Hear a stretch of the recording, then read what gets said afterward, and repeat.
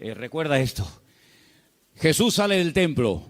El templo existía en su época. Hoy en día no hay templo. Hace 2000 años que se fue destruido el templo por las legiones del Imperio Romano. El sueño dorado de los judíos o de muchos de ellos es la restauración del templo. Pero en los tiempos de Jesús ese templo existía. Era el centro religioso de la época. Era donde estaba la presencia del Señor, donde la gente iba a adorar, donde la gente iba a cantar al Señor, a llevar sus diezmos, sus ofrendas, a alabar al Señor. Y cuando salían del templo, hemos leído esta tarde que los discípulos, como buenos judíos, se sentían muy orgullosos de ese templo que Herodes lo había ampliado. Saben que era el segundo templo que se construyó en la época del retorno de Babilonia, cuando volvieron de Babilonia con Esdras, Nehemías, con Zorobabel. Pero Herodes lo amplió y lo llenó de oro por todas partes. Un templo increíble, un templo tremendo. Los romanos se quedaron sorprendidos cuando lo vieron. Dijeron, los judíos son un poco tontos. Construyen un templo tan grande y está vacío. No tiene ningún ídolo dentro. Es que Dios no es un muñeco que se pueda hacer de oro, de plata o de piedra, ¿verdad? Y cuando salían del templo, los discípulos le muestran al Señor las maravillas de ese templo, lo grande que era, lo enorme que era, lo hermoso que era. Y el Señor les da un golpe bajo. El Señor le dice, observarlo bien, mírenlo bien, porque en menos de una generación no quedará piedra sobre piedra de este templo. Efectivamente, 37 años después de lanzar esta palabra profética, 37 años después, el templo quedó totalmente destruido hasta este momento. Desde el año 70 después de Cristo hasta este momento, no hay templo en Jerusalén. Se cumplió literalmente la palabra. Pero la palabra golpeó tanto el corazón de estos discípulos que ellos salieron del templo, bajaron todo el torrente de Cedrón, lo subieron, se van al Monte de los Olivos. Y allí dice uno de los evangelios que solamente 4 de los 12 se acercan al Señor y le preguntan aparte, ¿cuándo? ¿Cómo? ¿Cómo va a ocurrir todo esto? ¿Cómo que nuestro templo va a ser destruido? ¿Qué señal habrá?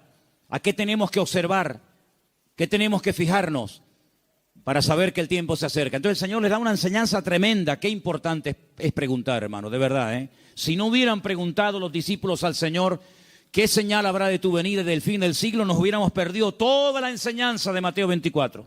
Por eso repito, qué importante es preguntar, pero cuidado, no preguntar a cualquiera, no preguntar a cualquier parte, sino preguntar a la persona que te puede dar la respuesta correcta, porque una de las señales que el Señor dice en este capítulo, y es algo que yo quiero en esta tarde hablar, es que tenemos que estar preparados porque una de las muchas señales de los últimos tiempos va a ser la proliferación de falsas doctrinas. Dice la Biblia, lo leíamos el jueves, que algunos llegarán hasta escuchar. Dice el Espíritu claramente que en los postreros días algunos apostatarán de la fe y escucharán a espíritus engañadores y ahí da una enseñanza tremenda. Entonces una de las señales de los últimos tiempos es que se enseñarán cosas extrañas.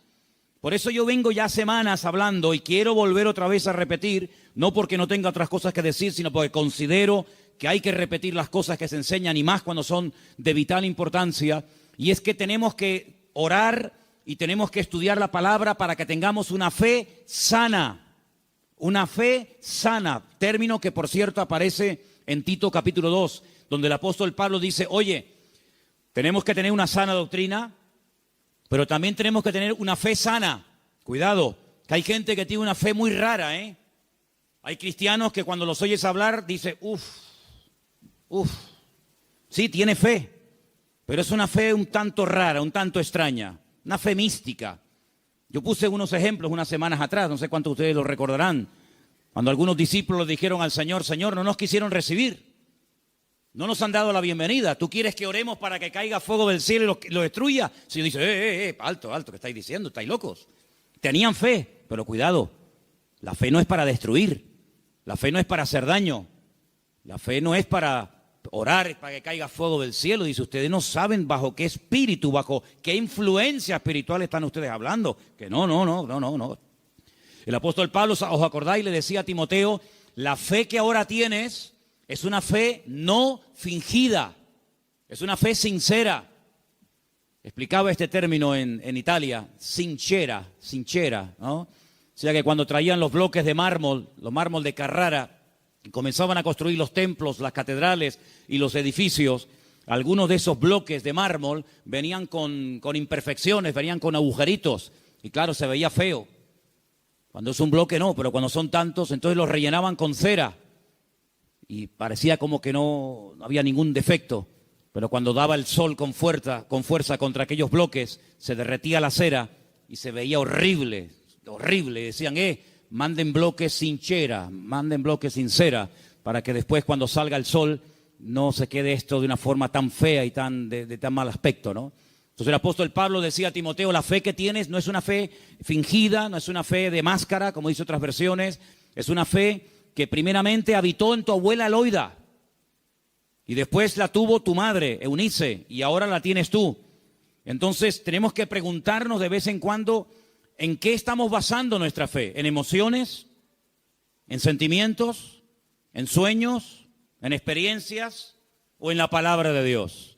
Yo me quedo sorprendido, muy sorprendido, porque de toda la vida hemos sido conocidos como el pueblo del libro. El pueblo del libro. Yo me acuerdo que un sacerdote en el huerto de Getsemaní, que es un sacerdote sevillano, cuando me vio con la Biblia bajo el brazo me dice, tú eres de los evangélicos, ¿no? Porque ustedes siempre están con la Biblia en la mano.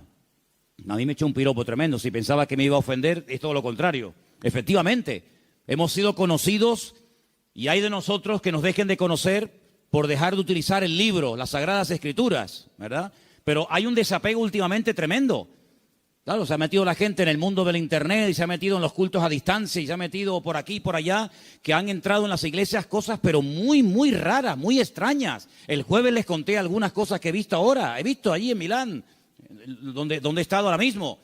Creyentes que están asustados, creyentes que si la maldición, que si... Pero vamos a ver, hermanos, pero dice la Biblia que somos más que vencedores, que mayor es el que está en nosotros que el que viene contra nosotros. Creyentes que solamente desde que se han... Yo conocí ahora un matrimonio de hermanos de Ecuador que llevaban más de 10 años en esa congregación y dice, hermano, nos ha impactado mucho cómo usted la palabra. Y le digo, bueno, es que yo predico de la palabra. Y dice, es que yo hace años que no escucho un mensaje de la palabra. Digo, bueno, ¿y usted qué escucha entonces? Pues dinero, pide, y dame. Digo, pero eso no es evangelio. Eso no es el evangelio. Yo no sé de dónde se han sacado esas enseñanzas. Hay predicadores que solamente tienen un tema monográfico, solamente saben pedir y no hablan de Cristo, no hablan del amor, no hablan del infierno, no hablan de la ira de Dios, no hablan del cielo, no hablan de la salvación. No, solamente tienen una obsesión y claro, prosperan, pero ellos, los demás no, solamente prosperan ellos.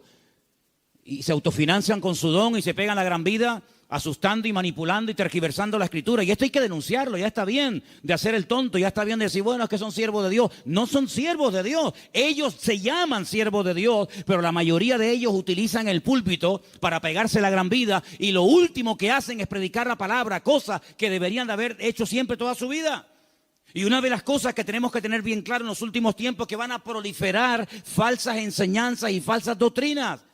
Y los sobreénfasis, qué peligrosos son los sobreénfasis, hermano. Déjeme que me explique. Tenemos que predicar todo el consejo de Dios. ¿Cuántos dicen amén? Toda la palabra de Dios. No podemos estar todos los días comiendo espagueti por la mañana, espagueti por la noche, Pero hermano, está bien, a mí me gusta la pasta, pero de 365 días comiendo lo mismo, pues cuánta gente, hermanos, solamente saben un tema y lo sacan de ese tema y no saben nada. Que si el dinero, que si las profecías. ¿Sabe cuánta gente, hermano, van a las congregaciones para que alguien ore por usted y le den una palabra y le den una profecía? Mire, me leí hace unos días la biografía de la señora White. Madre mía, pero es un disparate. Una señora que dice que llegó a tener 2000 visiones y sueños proféticos. 2000. Y cuando murió, dejó más de 70 libros. Los disparates que esa señora enseñó. Claro, le dan un sobreénfasis ¿a qué? Al día de reposo. Sí, pero es que espérate un momento, es que la Biblia no solamente el día de reposo. Hay otras muchas cosas. Si te crees que porque guardas esto y no cumples con todo lo demás, te vas a salvar, te equivocas, amigo. Es como las iglesias que están todo el día hablan lengua, y venga a hablar en lengua, y venga lengua, y venga profecía, y venga a hablar en lengua. Pero hijo, vamos a ver. El apóstol Pablo decía, y si alguien entra en una iglesia y ve a todo el mundo hablando en lengua, ¿qué van a decir? A ver, dígalo usted. ¿Usted qué diría? ¿Que están locos? ¿Pero cuántas iglesias son así? ¿Cuántas iglesias son así que parecen locos? Yo fui hace muchos años a una congregación en Las Palmas y bueno, yo estaba predicando y en medio de la predicación se levantaba la gente, se caían ahí al suelo y empezaban a gritar y a revolcarse y yo decía, ¿qué le pasa a esta gente? Entonces yo miré al pastor que estaba allí y le digo, ¿qué le pasa? Dice, no, es el poder de Dios. Digo, ¿cómo es el poder de Dios? Pues si está haciendo el perro. Estaba haciendo el perro. Y el otro en la esquina poniendo un huevo. Digo, ¿pero qué poder de Dios? La Biblia dice en Romanos 12 que el Señor es nuestro culto racional. Por favor, que parece, damos una imagen, nosotros no, gracias a Dios, pero ¿cuántas iglesias dan una imagen al mundo de que son locos? Y ya está bien, hermano, de callarnos, y ya está bien de decir, bueno, son así. No, son barbaridades que avergüenzan al evangelio.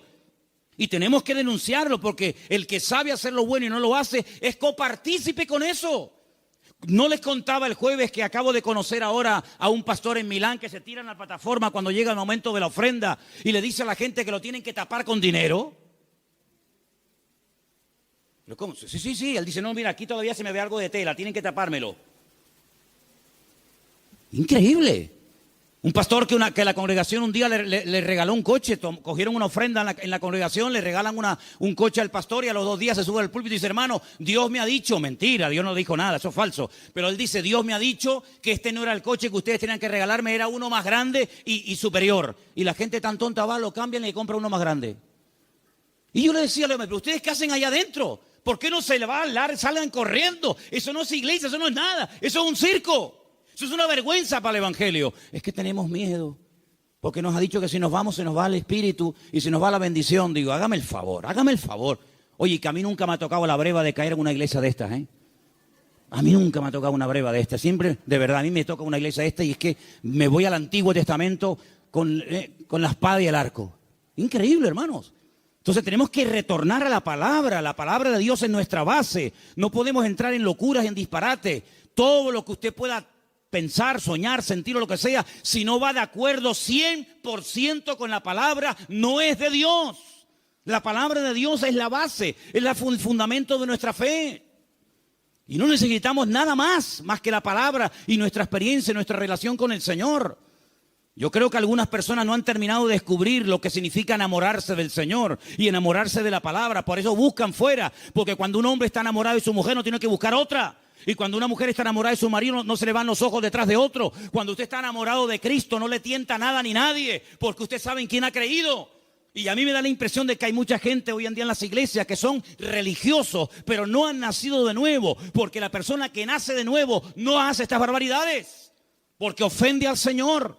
O no conocemos la historia de este joven llamado José, un hombre que nunca fue a un culto. José nunca fue a ningún culto. José nunca leyó la Biblia. Pero José un día tuvo un momento en el que fue tentado y él dijo, yo no puedo hacer esto porque pecaré contra mi Dios. Y uno dice, pero ¿cómo sabía este hombre que eso era pecado? Porque él tenía comunión con el Señor. Y cuando una persona tiene comunión con el Señor y conoce al Señor, sabe lo que le agrada y lo que no le agrada al Señor, aunque no lo hayas leído. Porque el Espíritu Santo que mora en ti te da testimonio de que eso es o no es la voluntad del Señor. ¿Cuántos dicen amén? Entonces hay que retornar a la Biblia, hermanos. Claro, hay gente que se atiborra de libros y venga libros. Hermano, este es el libro que Dios nos ha dado. Escudriñar las Escrituras, dice la Biblia, porque ellas son las que dan testimonio de mí. Y mire, hermano, yo antes de irme para Italia les comentaba de aquellos 10 leprosos, ¿acordáis? Aquellos 10 hombres que bajaron de las montañas porque tenían fe, pero momento. Yo les dije a ustedes y espero que no hayan olvidado esa enseñanza, porque para mí es de vital importancia. Ellos tenían fe, por eso bajaron de la montaña. Ellos tenían fe, por eso clamaron al Señor.